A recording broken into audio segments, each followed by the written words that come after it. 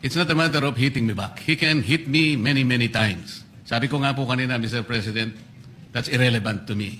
It's no longer important to me. Kahit ano pa pong paninira ang sabihin ni Senador Lacson sa akin, wala pong kaso sa akin yon. Ang taong bayan, alam na po nila kung ano ang totoo. Sila po ang arbiter. Silang magsasabi kung totoo lahat po ang pinag-uusapan natin dito. At kung ano ang sinabi laban sa akin. Ang gusto ko lang pong linawin, Mr. President, kung talagang pinaninindigan ni Senator Lacson yung patakaran na kanyang huling sinabi at binigyan ng emphasis kung saan ang mga ebidensya pupuntahan natin.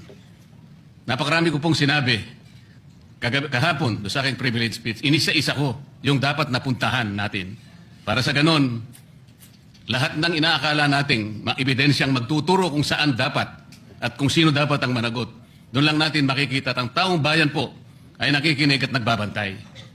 So, gusto ko pong malaman, Sir President, kung totoo po lahat, ang kanyang paninindigan na pupuntahan natin ang lahat ng ebidensyang maaari nating makuhanan, pwede po bang revisyuhin niya yung aking privilege speech? Nandun po lahat, inisa-isa ko.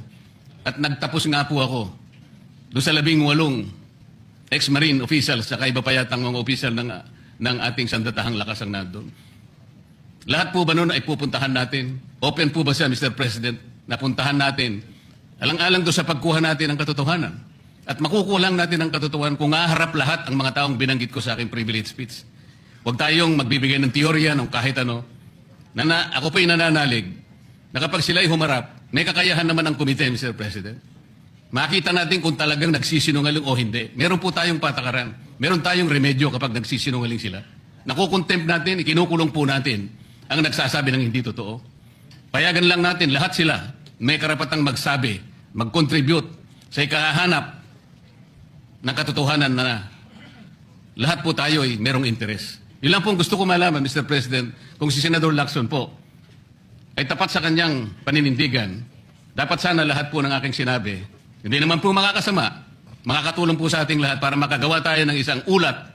Sapagkat ngayon, kagaya po ng kanyang inamin, ang tagal na po nung sinirculate na ulat na sa online. At sabi niya, isa pa lang po ang pumirma. So, pwede po bang malaman sa ating kasama, Senador Lacson, lahat po ba nung aking binanggit sa aking privilege speech ay tutunguhan natin sapagkat potential po na panggagalingan ng maraming ebidensya? Para tapusin na po natin ito.